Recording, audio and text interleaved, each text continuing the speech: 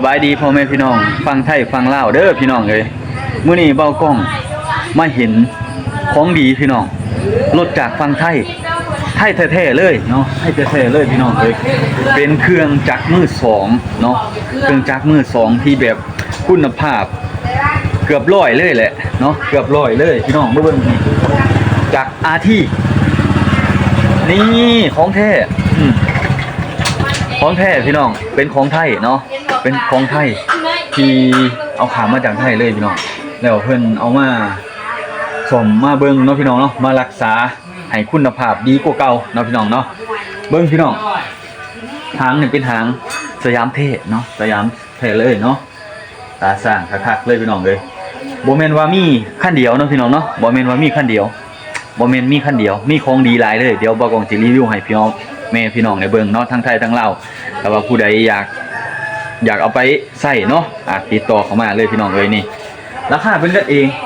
ราคาน่ะกันเองเลยกะคุณภาพร้อยเนาะคุณภาพร้อยเลยเนาะนี่คุณภาพร้อยเลยเดี๋ยวพามาเบิ่งบ่แม่นว่ามีแต่รถไถได้มีรถเกี่ยวข้าวที่เป็นเครื่องรถไถเนาะมาเบิ่งนํกันว่าเบากองขี้คุยบ่หรือจังไดเนาะมาเห็นกำลังมาเห็นของอ้ายเราบอกว่าลองทายมึงติล่ะวะเอาก็สิลองทายเบิ่งให้เราเนาะพี่น้องเนาะแล้วเบากองก็สิเอามาเว้าสู่พี่น้องฟังเลยเอามาแนะนำพี่น้องฟังบางทีคนลาวเขาอยากได้เพราะว่าอันนี้เครื่องนี่อยู่ลาวเด้พี่น้องเครื่องนี่อยู่ลาวเด้อเครื่องนี่อยู่ลาวอยู่เมืองสองคอนแขวงสวรรณเขตเนาะอยู่บ้านทะเพพี่น้องพิกัดเนาะผู้ใดอยากได้อยากมาเบิ่งนะเพราะว่าเครื่องนี่เครื่องร้อยเนาะพี่น้องเนาะเครื่องร้อยเลยมีแต่อาที่เนาะหลักๆอาที่เนาะอาที่เครื่อง10เครื่อง11เนาะเครื่องเก่าเนาะพี่น้องเนาะมีเบิดเนาะพี่น้องเนาะนี่เดี๋ยวบ่กองถ้าไปเบิ่งเนาะแล้วก็รีวิวแต่ละเครื่องว่าของแท้บ่เนาะแต่ว่าบ่กองว่านี่ของแท้แน่นอนเนาะของไทยของดีเลยแหละของแบบคนนิยมเนาะแล้วก็ใช้งานนี่ยาวนานบ่ต้องเว้าเลยว่าคุณภาพดีส่ำใดเนาะคนที่ใช้จริงก็เจ้าฮู้เนาะว่าเครื่องอาที่นี่ดีบ่ดีส่ำใดเนาะพี่น้องเนาะเอามาเบิ่งเนาะนี่ก่อนพี่น้องเอ้ยเป็นเครื่องอาที่เนาะ110พี่น้องเป็นเครื่อง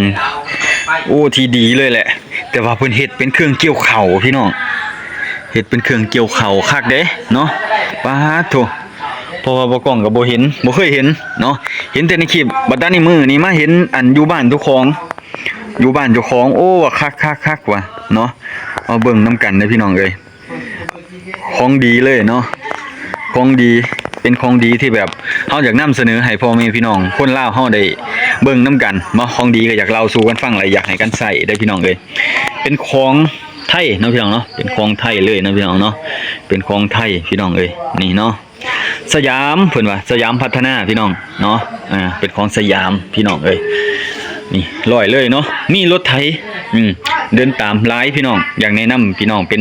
รถมือสองที่คุณภาพดีเนาะคุณภาพดีอันนี้จะเป็นจากอย่างน้อนี่เนาะนี่เป็นจากอีหยังเนาะพี่น้องนี่บ่มีนี่บ่เห็นโลโก้เป็นอันรุ่นเก่านะพี่น้องที่เฮาบ่ฮู้นะเป็นนี่เบิ่งหางอันนี้คักอยู่ได้พี่น้องเป็นสยามสยามแท็กเตอร์พี่น้องเนาะอันนี้หางรุ่นนี้ก็หายากแล้วเนี่ยซุมื้อนี้บ่ค่อยเห็นคนใส่เนาะหางรุ่นนี้บ่ค่อยเห็นคนใส่มีเครื่องอัดเพื่องอีกพี่น้องเอ้ยป้าโทคักขนาดอันนี้เป็นสยามพี่น้องหางสยามรุ่นเก่าตาสร้างของแท้เลยเนาะนี่เห็นบ่พี่น้องมีเบิดเนาะพี่น้องเนาะผู้ใดอยากเอาไปใส่บ่กองมาเห็นกองดีแล้วมื้อนี้เลยแบบแนะนำพ่อแม่พี่น้องหลายๆคนเนาะบางทีอยากได้เนาะอยากเอาไปใส่อยากได้ไปใส่เนาะแต่ว่ามาเห็นตัวนี้แหละลักๆเลยนี่พี่น้องมาเห็นตัวนี้แหละลักๆนี่ตัวนี้แหละเป็นลักๆเลยนี่บ่กองนี่โอ้อยากเห็นเพิ่นเอามาใส่อยู่พี่น้องเพราะว่าปีนี้อ้ายเพิ่นเอามาเพิ่นว่าปีนี้แหละสิลองใส่เพิ่นว่าเนาะปีนี้สิลองใส่บ่ฮู้ว่าระบบการทำงานมันแนวใดเนาะนี่ระบบการทำงานมันน่าสิเป็นตัวนี้เนาะหลักๆเนาะตัวเป็นแขวนี่พี่น้องเป็นโซ่เนาะนี่แหละเป็นโซ่แล้วก็น่าสิเกี่ยวมัดบ่หรือจังไดนี่เนาะคักอีหลีพี่น้องเอ้ยคักพี่น้องเอ้ยคักเลยพี่น้องนี่เห็นบ่มันจะเป็นหางการทำงานคือระบบตัวนี้เนาะพี่น้องเนาะระบบตัวนี้นี่ระบบแกนขัดนี่พี่น้องตัวนี้จะเป็นขัดเนาะ นั่นโอ้มันสิเป็นเกียร์บ่น่าเป็นเกียร์นะพี่น้องเป็นเกียร์เนาะเกียร์2เกียร์3มีเกียร์2เกียร์2เนาะเกียร์3เนาะเกียร์ว่างพี่น้องเอ้ยมีเดินหน้าถอยหลังมันประมาณนี้แหละพี่น้องเอ้ยมีเดินหน้าถอยหลังนี่ระบบเกียร์เนาะพี่น้องเนาะเกียร์1จะมาข้างพี่นะอันนี้ถอยหลังเนาะตัวนี้ว่างเนาะตัวกลางนี่เป็นว่างคักเด้อพี่น้องเอ้ยบ่เคยเห็นแต่ในคลิปบ่แม่นหยังเนาะระบบนี่ขึ้นคีย์เนาะระบบขึ้นคีย์เลยขึ้นคีย์เลยเนาะอันนี้เป็นเฮือนสร้างเด้อพี่น้องเอ้ยนี่อยากแนะนำตัวนี้แหละคันว่าคนที่เอาไปใส่ในครัวเรือนเนาะจะเป็นระบบเดินตามนะพี่น้องเนาะถ่ายหน้าเดินตามเดี๋ยวไปใส่คักอันนี้เบิ่งเราดูแลให้ดีสายพอกสายพันยังแน่นตันยังแน่นเบิดพี่น้องเอ้ยดูแลดีคักเนาะระบบอันนี้ยังใหม่ๆอิ่มเอี่ยมเลยพี่น้องเบิ่งเลยเนาะใหม่เลยพี่น้องเอ้ยใหม่เลยเป็นอาทีเด้อพี่น้องเด้ออาทีลอยเลยอาทีของแท้จากประเทศไทยเนาะบ่แม่นหยังของดีก็อยากแนะนำพ่อแม่พี่น้องบางคนเพิ่นเห็นก็อยากเข้ามาเบิ่งเอาไปใส่ได้พี่น้องติดต่อมาเลยเนาะหรือว่าเข้าไปทางติดต่อของอ้ายเพิ่นก็ทางแอปฟ้าเนาะเขียนเป็นภาษาลาวเนาะเพิ่นชื่อว่าขายรถไถมือ2เนาะประมาณนี้เนาะพี่น้องเนาะพี่น้องอยากไปเบิ่งก็ลองเบิ่งพี่น้องเลยเพราะว่าของดีก็อยากแนะนำให้พ่อแม่พี่น้องคนลาวใช้น้ำกันเบิ่งนี่เครื่องนี่คักบ่กล้องปีหน้าบ่กล้องสิมาจัดเอาเพราะว่าคันไปซื้อมื้อนึงก็แพงหลายพี่น้องเอามือ2คุณภาพดีนี่มือ2คุณภาพดีเกือบ 100% เลยคุณภาพนี่เนาะบ่แม่นอันตัวเพิ่นดีๆนี่พี่น้องเกือบ 100% เลยสภาพเนาะสภาพนี่สภาพรถเนาะโอเคเลยพี่น้องเอ้ยนี่อันนี้พี่น้องเบิ่งตามสภาพรุ่นนี้แหละอยู่บ้านนี่เขาจะใส่นี่โคตรดีเลยไถหน้านี่โอ้ยบ่มีติดบ่มีขัดแล้วก็บ่มีปัญหาหยังเพิ่นใส่เกือบ30ปีเพิ่นว่าคักพี่น้องหลายเติบเนาะปุ๊เกือบ10เนาะแล้วแต่ยอดสั่งผู้ใดสิสั่งเข้ามาอยากได้รุ่นใดเนาะสั่งเข้ามาให้อ้ายเพิ่นหามาให้เนาะหางก็หางสยามแท้เลยพี่น้องเอ้ยสยามแท้ตาสร้างของคักเลยเนาะผู้ใดก็อยากได้แบบนี้แหละผู้ใดก็นิยมเนาะคนไทยเพิ่นก็ใช้นะนี่แต่ว่าซุมื้อนี้เพิ่นก็ใช้พวกรถแท็กเตอร์และรถใหญ่เลยเนาะพี่น้องเนาะรถใหญ่ของโคโบตะเลยเนาะนี่คักนั่นแหละตัวนั้นดึงดูดบ่กล้องคักนะบ่เคยเห็นบ่แม่นหยังเป็นรถเกี่ยวข้าวเพิ่นว่ารถเกี่ยวข้าวนะสิระบบเกี่ยวแล้วก็มัดเนาะน่าสิประมาณนี้บ่คันบ่แม่นบ่กล้องก็บ่ฮู้เนาะแต่ว่ายางยังแน่นพี่น้องนี่บ่มีซึมบ่มีหยังนี่เพิ่นดูแลให้ดีผู้ใดสิเอาไปดูแลต่อก็ลองติดต่อเพิ่นมานะพี่น้องเนาะนี่ของดีเนาะยางยังดีเลยยางนี่เนาะยางยังดีนี่ยางยังดีแฮงเนาะบ่แม่นแต่เครื่องเดียวรถในเฮือนละลายเนาะพี่น้องเนาะเอาติดต่อมาเบิ่งอันนี้รถสร้างเบิ่งที่ค่าขนาดพี่